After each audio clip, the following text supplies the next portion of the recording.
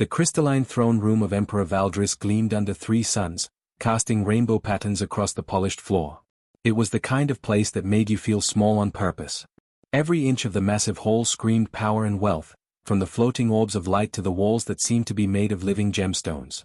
Ambassadors from across the galaxy had gathered on the planet Thoraxis, dressed in their finest ceremonial outfits, all waiting to witness the Emperor's latest triumph. Tyler Brooks stood at the very back of the Earth delegation, trying his best to blend into the decorative pillars. At 14 years old, he was the youngest person in the room by at least 20 years. He wasn't supposed to be here at all, really. The only reason he'd made it past security was because his mom, Ambassador Rebecca Brooks, needed someone she could trust to carry her data tablets and keep track of her schedule. Being the ambassador's kid had exactly one perk, and this was it. He tugged at the collar of his formal suit. It was too tight and made him feel like he was being slowly strangled. Back home on Earth, he'd be in jeans and a t-shirt, probably helping his dad fix the fence around their property. Instead, he was stuck in an alien palace, surrounded by beings that looked like they'd stepped out of a nightmare or a really weird dream. The Emperor's voice boomed through the hall, and Tyler's attention snapped forward. In the center of the throne room, behind a shimmering energy barrier that hummed with power, was the reason everyone had gathered. A Void Stalker. Tyler had seen pictures in the diplomatic briefings, but nothing prepared him for seeing one in person. The creature was massive, easily the size of a small truck. It moved on 6 powerful legs, each ending in claws that looked like they could slice through steel. Its body was covered in scales so black they seemed to absorb light, and when it opened its mouth, Tyler counted 3 rows of teeth that resembled shards of broken glass. 6 eyes, glowing faint red, scanned the crowd with what looked like pure hatred. The assembled aliens pressed back against the walls, their fear obvious. Some species were physically trembling. Others had gone completely still, the way rabbits freeze when they spot a hawk. Behold! Emperor Valdris raised all 4 of his arms in a dramatic gesture. His purple skin caught the light, making him look even more theatrical. The most dangerous predator in known space, captured by the brave warriors of Thoraxis. No species in the history of the galaxy has ever tamed such a beast. This creature is proof of our superiority, our strength, our dominance over the chaos of the universe. The crowd erupted in polite applause, though Tyler noticed most of them kept their eyes fixed on the exits. But Tyler wasn't looking at the Emperor. He was watching the Void Stalker, and something about it bothered him. The creature wasn't prowling like a predator sizing up its prey. It was pacing the same 3 steps over and over, back and forth, back and forth. Every few seconds, it would throw itself against the energy barrier with a desperate snarl, then recoil when the field shocked it. Tyler had seen that behavior before. Not in a monster, but in the rescue animals his dad worked with back on New Terra Colony. Specifically, he'd seen it in a wolf they'd taken in after it had been trapped in an illegal snare for 3 days. The Void Stalker wasn't attacking. It was panicking. "We've had scarier dogs back home," Tyler muttered under his breath, not really meaning for anyone to hear. His mom shot him a warning look that clearly said be quiet, but it was too late. The translation devices that everyone wore to understand each other had picked up his words. Those tiny, supposedly discreet devices had just broadcast Tyler's comment to every single being in the throne room. The hall went dead silent. You could have heard a pin drop on the crystal floor. Slowly, very slowly, every alien in the room turned to stare at the human boy standing in the back. Tyler felt his face go red. His mom's expression had shifted from warning to pure horror. Emperor Valdris's 6 eyes narrowed as he focused on Tyler. The temperature in the room seemed to drop 10 degrees. When the Emperor spoke, his voice was dangerously quiet. "You dare mock the Void Stalker, human child." Tyler's mom grabbed his arm, her fingers digging in hard enough to leave marks. He could hear her breathing fast beside him, could feel her trying to pull him back, but something in him refused to back down. Maybe it was stupidity. Maybe it was the fact that he'd spent his whole life around animals that everyone else thought were dangerous. Maybe it was just being 14 and not knowing when to keep his mouth shut. He stepped forward, pulling free from his mom's grip. "I'm not mocking it, sir," Tyler said, his voice cracking slightly but holding steady. "I'm just saying that humans have tamed worse than that. That's all. No disrespect meant." The Emperor stared at him for what felt like an eternity. Then, impossibly, he began to laugh. It started as a chuckle and built into a booming sound that echoed off the crystalline walls. The other aliens joined in nervously, though none of them seemed to understand what was funny. Tamed worse. The Emperor wiped at his eyes with one of his 4 hands. "Oh, this is too rich. Very well, human child. Since you seem so confident, I will make you an offer that your species will remember forever. Tyler felt his stomach drop. You have 3 days to tame my Void Stalker, Emperor Valdris announced. If you succeed, I will give your entire species my planet. Every city, every resource, every territory of Thoraxis will belong to Earth. But when you fail, and you will fail, Earth will acknowledge Thoraxis' supremacy for 1,000 years. Your species will bow to mine in every galactic meeting. Your voice will mean nothing in the council. Do we have an agreement? Tyler, no, his mom started, her voice desperate. But Tyler was already nodding, his eyes locked on the Emperor's. Deal. Day 1. Tyler stood outside the holding cell, his hands shoved deep in his pockets to hide how badly they were shaking. The reality of what he'd agreed to was finally sinking in, and it felt like someone had dropped a rock in his stomach. Behind the reinforced glass, he could see the Void Stalker prowling back and forth, its scales reflecting the harsh white lights of the containment area. Around him, a group of alien scientists chatted nervously, pulling up holographic displays and pointing at charts that Tyler couldn't begin to understand. They'd been talking for the past 20 minutes, explaining everything they'd already tried to tame the creature. The list wasn't encouraging. Pain compliance was attempted first, said the head scientist, a being that looked like a 7-foot-tall praying mantis. Its name was Click 17, or at least that's what the translation device rendered it as. The creature's actual name sounded like rocks being crushed together. We used electric prods, sonic disruptors, and targeted energy bursts. The subject became more aggressive with each attempt. Tyler winced. You shocked it? Extensively, Click 17 continued, apparently not noticing Tyler's discomfort. When that failed, we moved to neural suppression. We attempted to dampen its predatory instincts using frequency modulation. The subject responded by entering a comatose state for 6 hours, then woke up and destroyed 3 containment barriers. Another scientist, this one resembling a floating jellyfish in a water-filled suit, added its own report. Starvation conditioning was implemented next. We theorized that hunger would make it more compliant, more willing to obey commands in exchange for food. Instead, it simply became more dangerous. It nearly killed a handler during feeding time. Then we tried sonic manipulation, Click 17 said, gesturing to a row of speakers mounted along the ceiling. High and low frequencies designed to cause discomfort, forcing compliance through auditory pressure. The subject became so violent that it injured itself attempting to escape. We had to sedate it for medical treatment. Tyler felt sick.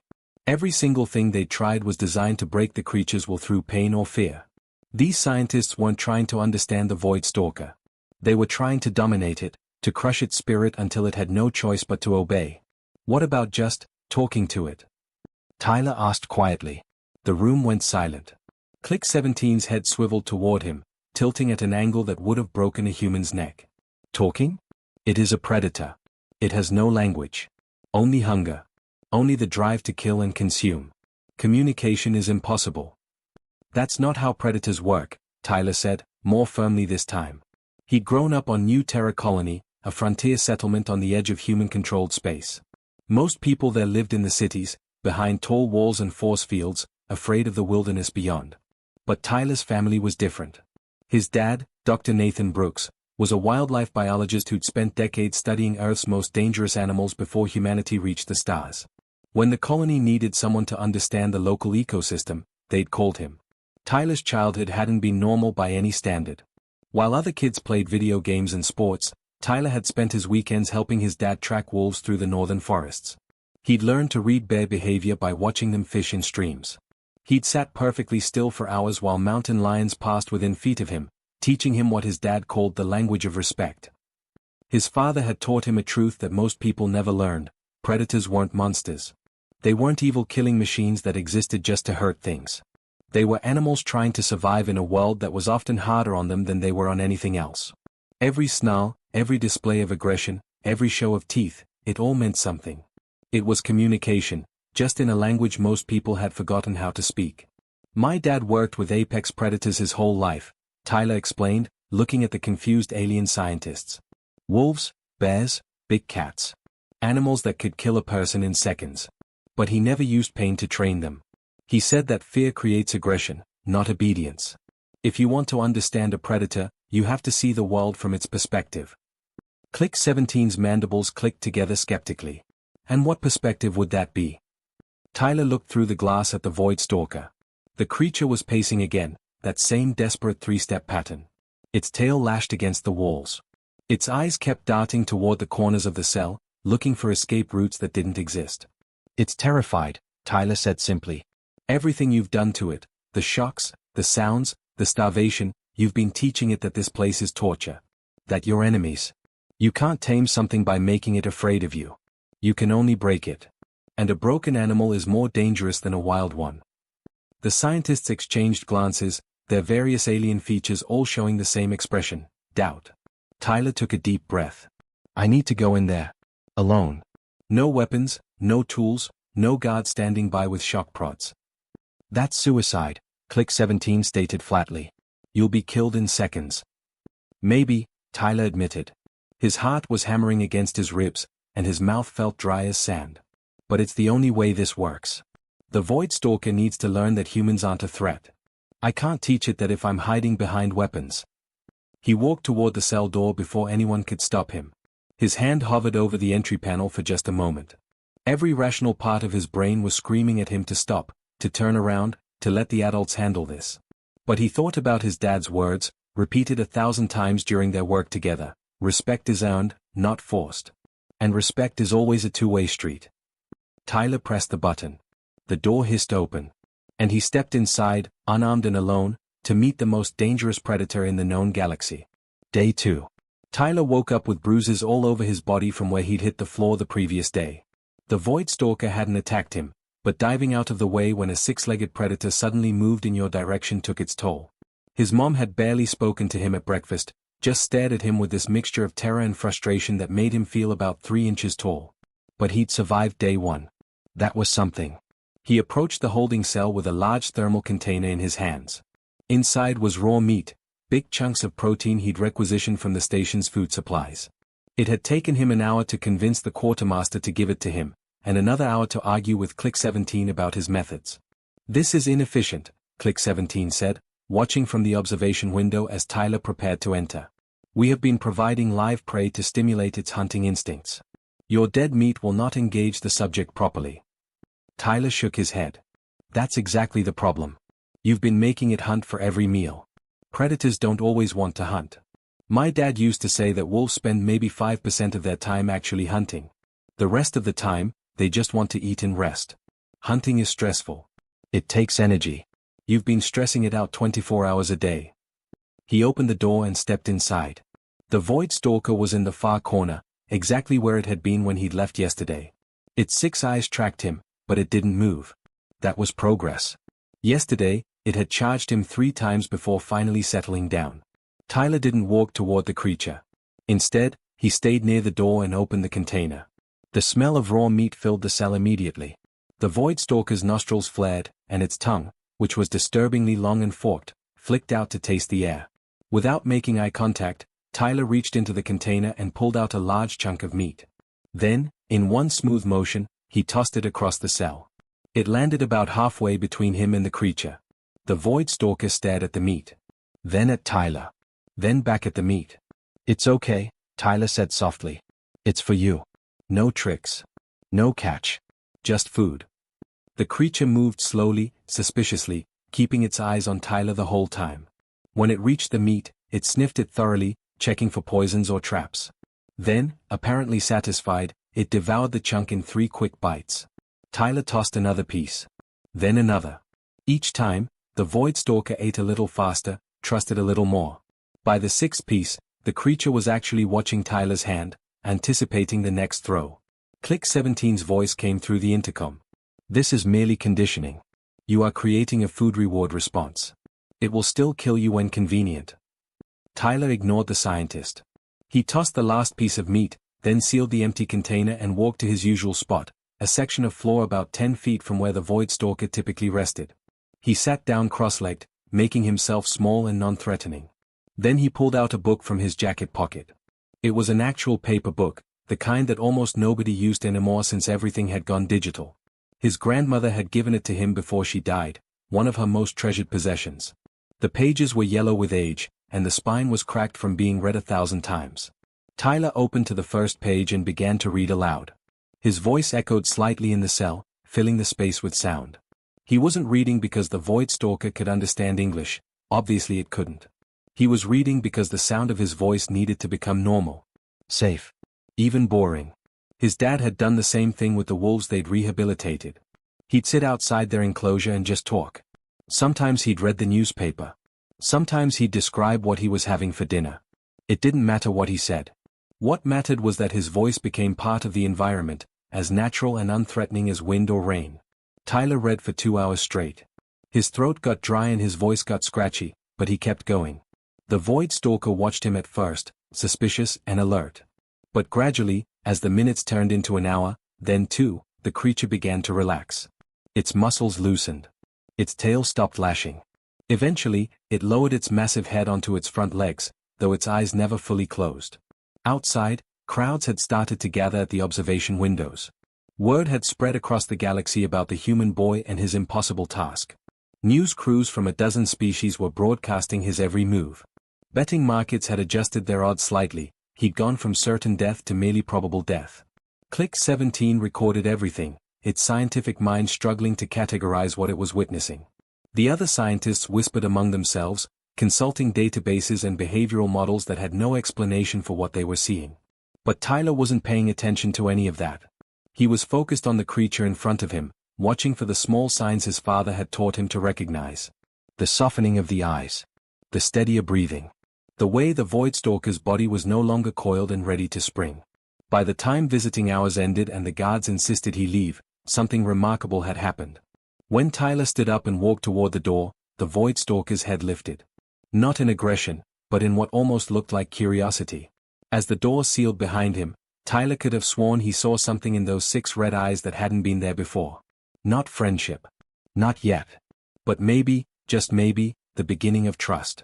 Day 3. Tyler barely slept the night before. He'd lain in his quarters staring at the ceiling, running through every possible scenario in his head. Most of them ended with him being torn apart in front of thousands of witnesses. His mom had come to his room at midnight, sat on the edge of his bed, and just held his hand without saying anything. Sometimes silence said more than words ever could. The arena was packed beyond capacity. Every major species in the galaxy had sent representatives. The circular stadium could hold 50,000 beings, and every single seat was filled. Hovering camera drones buzzed through the air like mechanical insects, broadcasting the event to billions of viewers across known space. The betting markets, which Tyler had checked on his datapad that morning, had Earth at 1,000 to 1 odds against success. Most bets weren't even on whether he'd tame the Void Stalker, they were on how quickly he'd die. Tyler walked through the entrance tunnel, his footsteps echoing on the metal floor. The roar of the crowd hit him like a physical wall of sound as he emerged into the blinding sunlight. 3 suns beat down on the arena floor, making the sand beneath his feet shimmer with heat. The massive space was completely empty except for him, just a teenage boy standing in the center of an alien coliseum, wearing jeans and a t-shirt because he'd refused to wear anything fancy. He could see his mom in the Earth delegation box, her face pale and her hands gripping the railing so hard her knuckles had turned white. Next to her stood representatives from humanity's government, all of them looking like they were attending a funeral. In a way, they probably thought they were. The crowd fell silent as Emperor Valdris rose from his throne in the royal box. His 4 arms spread wide, his purple skin gleaming under the suns. When he spoke, his voice was amplified across the entire arena, booming like thunder. 3 days ago, this human child claimed his species had tamed worse than the mighty Void Stalker. The Emperor's voice dripped with theatrical contempt. Today, we shall see the truth of his words. Let all the galaxy bear witness, when he fails, Earth will bow to Thoraxis for 1,000 years. The crowd erupted in cheers and howls. Tyler's heart hammered in his chest so hard he thought it might break through his ribs. His mouth was bone dry, and his hands were sweating despite the nervous confidence he was trying to project. Emperor Valdris raised one of his arms dramatically. Release the Void Stalker. The holding gates on the opposite side of the arena opened with a grinding, mechanical sound that seemed to go on forever. For a moment, nothing happened. The crowd held its breath. Tyler could hear his own pulse pounding in his ears. Then the Void Stalker emerged. The crowd gasped collectively, a sound like wind rushing through a canyon. Even though they'd all seen footage of the creature, seeing it in the open was something else entirely. It was massive, easily 12 feet long from nose to tail, with shoulders that stood as tall as a grown man. Its 6 legs moved with liquid grace, muscles rippling under scales so black they seemed to drink in the light. When it opened its mouth, 3 rows of crystalline teeth caught the sunlight like shattered diamonds. The creature paused at the arena's edge, its 6 red eyes scanning the space. Then those eyes locked onto Tyler, standing alone in the center of the sand. The Void Stalker's body tensed. Its tail rose. Every predatory instinct in its body focused on the small human standing 60 feet away. Tyler didn't run. Every survival instinct in his body was screaming at him to turn and sprint for the exit, but he forced himself to stay still. Instead, he did something that seemed completely insane to everyone watching. He smiled. Not a big, dramatic smile, but a small, genuine one. The kind of smile you'd give a friend. Then Tyler did something that would be replayed across human space for generations, becoming the most famous moment in Earth's early galactic history. He slowly knelt down on one knee, keeping his movements smooth and deliberate. His right hand extended forward, palm facing down toward the sand, fingers relaxed and slightly curved. And he whistled. It wasn't just any whistle. It was a specific pattern, 3 short, sharp notes with a slight upward lilt at the end. The same whistle his father had used with the wolves back home. The same one Tyler had been using in the cell for the past 2 days, always followed by food and calm behavior. The Void Stalker's head tilted slightly. Recognition flickered in those alien eyes. Then it charged. Screams erupted from the crowd like an explosion. Beings jumped to their feet, some covering their eyes, others unable to look away. Tyler's mom lurched forward against the railing, a cry of horror torn from her throat. The Earth delegation looked like they might faint. The Void Stalker covered the distance in seconds, its 6 legs churning up clouds of sand, its massive body moving with terrifying speed. 20 feet away. 15. 10. Tyler stayed on one knee, his hand still extended, his smile still in place. His whole body was shaking, but he didn't move. 5 feet away, the Void Stalker's claws dug into the sand, and the creature slid to a stop. Dust settled around them. The arena had gone completely silent, so quiet that Tyler could hear the alien creature's breathing, could smell the strange, metallic scent of its scales. The Void Stalker's massive head lowered. Its nostrils flared as it sniffed Tyler's extended hand, huffing out breath that was hot and smelled like burnt copper. Those 6 eyes studied the boy's face, searching for something. Then, slowly, deliberately, the Void Stalker pressed its head into Tyler's palm. The arena exploded in shocked noise, gasps, shouts, the clicking and whistling and roaring of 1,000 different species all expressing the same disbelief. Tyler's fingers found the ridge behind the creature's head, the spot he'd discovered during their time together. He scratched gently, and the Void Stalker's eyes half-closed in pleasure. "Good boy," Tyler whispered, his voice cracking with emotion and relief. "You're such a good boy." 10 years later. Dr. Tyler Brooks stood at the observation deck of New Sanctuary Alpha, watching the sun rise, or rather, the 3 rise, since the planet had 3 suns. At 24 years old, he ran the largest interstellar wildlife preserve in the known galaxy, a job that still felt surreal even after all these years. The sanctuary sprawled across an entire moon, with different climate zones and habitats designed to house the most dangerous predators from 100 different worlds. Below the observation deck, in the sprawling hunting grounds, a pack of 7 Void Stalkers moved through the artificial forest. They weren't hunting, not really. They were playing. The younger ones, born here in the sanctuary, tumbled over each other like oversized puppies, wrestling and play-fighting while the adults watched with what Tyler had learned to recognize as contentment. It still amazed him how wrong the galaxy had been about these creatures. They weren't solitary killers at all. They were social, intelligent, and surprisingly gentle with their own kind. At Tyler's feet, stretched out on the warm floor of the observation deck, was the first Void Stalker. The one from Thoraxis. Tyler had named him Buddy, and despite protests from xenobiologists who insisted on using proper scientific designations, the name had stuck. Buddy was snoring softly, a sound like rocks tumbling in a dryer, his massive body rising and falling with each breath. His scales had faded slightly over the years, showing patches of silver among the black. He was getting old, at least by Void Stalker standards. Tyler reached down and scratched behind Buddy's head ridge without thinking about it. It had become such a natural gesture over the years that he barely noticed he was doing it anymore. "Dr. Brooks." A voice interrupted his thoughts. Casey Miller, his field coordinator, approached with a datapad in hand. Casey was 22, fresh out of the xenobiology program at Earth's top university, and had specifically requested to work at the sanctuary. Apparently, Tyler's story had inspired an entire generation of humans to study interstellar wildlife management. That was still weird to think about. We've got another request from the Andromeda sector, Casey said, pulling up the report on the datapad. They've discovered a species they're calling shadow raptors. Indigenous to a moon in their outer territories. The local government wanted to exterminate them, said they were attacking settlements. But after the reports went public, there was enough pressure that they're asking if we can relocate them instead. Tyler took the datapad and scrolled through the preliminary data. Shadow raptors. Bipedal, roughly human-sized, pack hunters with venomous claws. The attack reports showed a classic pattern: habitat destruction forcing the creatures into populated areas, desperate animals doing what desperate animals do. Tell them yes, Tyler said, handing back the datapad.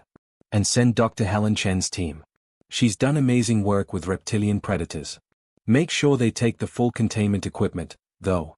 Venom means we need to be extra careful during transport. Casey nodded, making notes. Then she paused, looking out at the void stalkers playing below. You know, it's crazy when you think about it. 10 years ago, the galaxy's response to predators was pretty much always the same: kill them or cage them. Now we've got waiting lists of planets asking us to help save their predator species.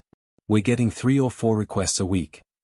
Tyler smiled, but it was tinged with sadness. We're still losing more than we're saving. For every request we get, there are probably 10 species going extinct because nobody knows they exist or cares enough to call us. We're making progress, but we've got a long way to go. It was true. The Sanctuary system had grown enormously in 10 years. New Sanctuary Alpha had been followed by locations on 12 other worlds, each one specializing in different types of predators and environments. Humans had become the galaxy's go-to experts on dangerous wildlife, and Earth's wildlife management programs were now considered the best in known space. But it hadn't been easy. Tyler had spent the last decade traveling to death worlds that made hardened soldiers nervous, working with creatures that could kill him in a dozen creative ways, and constantly fighting against governments and corporations that saw predators as nothing more than obstacles to profit. The galaxy was changing, though. Slowly. Species that had evolved as prey were learning to see predators as something other than monsters. They were learning what humans had known for thousands of years, that the scariest creatures could become your greatest allies if you just took the time to understand them. Tyler's communicator chimed. His mom's face appeared on the small screen. Ambassador Brooks had been promoted to the Galactic Council 5 years ago, representing Earth's interests across all of known space. She looked tired but happy. Tyler, the Council wants you to testify next month, she said without preamble. They'd long since stopped with formalities when it was just the two of them. There's a proposal to establish a galaxy-wide Predator Protection Act. Your input would carry a lot of weight. Mom, I'm not a politician. You're the person who changed how an entire galaxy thinks about predators. Own it. She smiled. Besides, your dad would be proud. I wish he could see what you've built here. Tyler's throat tightened. His father had passed away 3 years ago, never having fully recovered from an injury sustained during a research expedition. But Tyler carried his lessons every single day, in every interaction with the creatures under his care. After his mom disconnected, Tyler looked back out at the sanctuary. Buddy had woken up and was watching the younger Void Stalkers with what Tyler could swear was a proud expression. What do you think, Buddy? Tyler asked softly. Did we do okay? The old Void Stalker's tail thumped against the floor twice, his way of saying yes. And Tyler chose to believe he understood.